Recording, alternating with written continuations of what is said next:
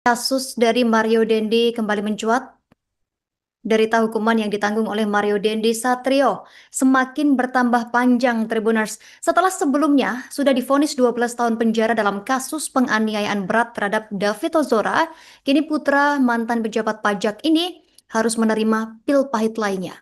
Majelis Hakim Pengadilan Tinggi DKI Jakarta sudah memperberat hukuman Mario Dendi menjadi 6 tahun penjara dalam kasus terpisah, yakni dugaan pencabulan terhadap mantan pacarnya yang berinisial AG.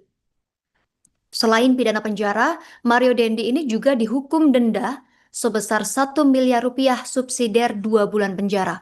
Dan putusan PT DKI dengan nomor perkara 137 garis miring Pitsus garis miring tahun 2025 PT DKI ini mengubah putusan di tingkat Pengadilan Negeri Jakarta Selatan yang menjatuhkan vonis 2 tahun dengan denda 1 miliar rupiah subsidiar 2 bulan penjara. Majelis Hakim yang terdiri dari Istiningsih Rahayu selaku Hakim Ketua dan 2 hakim anggotanya Teguh Herianto serta Budi Susilo meyakini bahwa Mario Dendi ini sudah terbukti atau telah terbukti melakukan tindakan melawan hukum berupa membujuk anak melakukan persetubuhan secara berlanjut. Selain kasus pencabulan, nama Mario Dendi lebih dahulu dikenal publik dalam kasus penganiayaan terhadap anak pengurus GP Ansor David Ozora.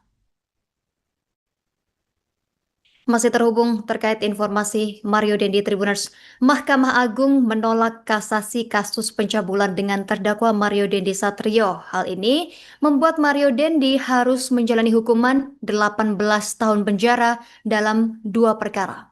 Mario Dendi awalnya dihukum dalam kasus penganiayaan terhadap Kristalino David Ozora.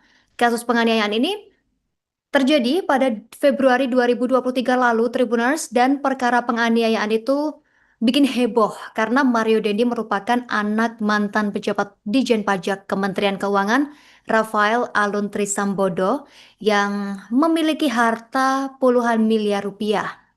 Kasus penganiayaan ini kemudian membuat harta Rafael Alun juga dikuliti oleh netizen. Salah satu yang menjadi sorotan yakni ketiadaan mobil Rubicon yang dipakai Mario Dendi saat penganiayaan terjadi dalam laporan harta kekayaan penyelenggara negara LHKPN Rafael Alun.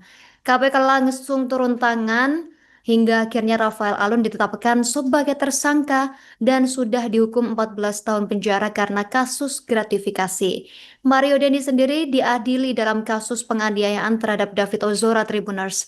Mario divonis bersalah melakukan penganiayaan dan akhirnya dijatuhi hukuman 12 tahun penjara serta membayar restitusi 25 miliar rupiah ke David Ozora.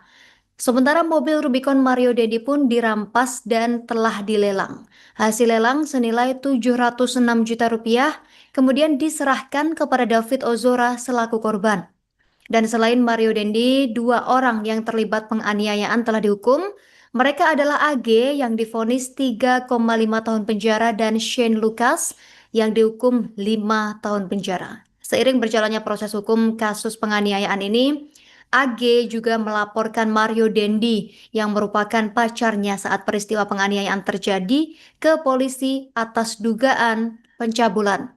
Polisi melakukan pengusutan dan menetapkan Mario Dendi ini sebagai tersangka dugaan pencabulan, Tribuners. Pencabulan ini terjadi saat AG berstatus anak di bawah umur.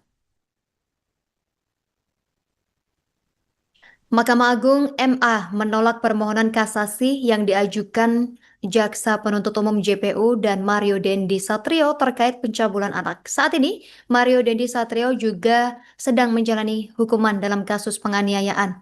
Kasus ini kalau kilas balik bermula saat viralnya video Mario Dendi Satrio menganiaya seorang anak dan orang tua korban tidak terima sampai melaporkan kasus tersebut. Kasus pun bergulir ke pengadilan, Tribuners. Mario Dendi Satrio akhirnya dihukum 12 tahun penjara dan telah berkekuatan hukum tetap. Dan dalam proses ini terungkap juga bila Mario Dendi Satrio pernah mencabuli seorang perempuan yang masih anak-anak dan akhirnya Mario Dendi Satrio kembali diadili lagi dan pada 12 Juni 2025 Pengadilan Negeri Jakarta Selatan PN Jaksel menyatakan Mario Dendi Satrio terbukti membujuk anak melakukan persetubuhan dengannya yang dilakukan secara berlanjut dan menjatuhkan hukuman 2 tahun kepada Mario Dandisatrio. Tapi selain itu, juga dikenai denda 1 miliar rupiah subsidi 2 bulan. Kemudian putusan ini diajukan keberatan ke tingkat banding dengan amar disamarkan. Dan atas putusan itu, JPU dan Mario Dandisatrio sama-sama mengajukan kasasi. Apa kata MA? MA menolak permohonan kasasi yang diajukan oleh Jaksa Penuntut Umum JPU dan putusan ini diketok oleh Ketua Majelis Dwi Arso Budi Santiarto dengan anggota Profesor Dr. Yanto dan Dr. Ahmad Setio Pujoharsoyo dan panitera pengganti Adiati Rofita, dan putusan tersebut diucapkan pada 13 November 2025.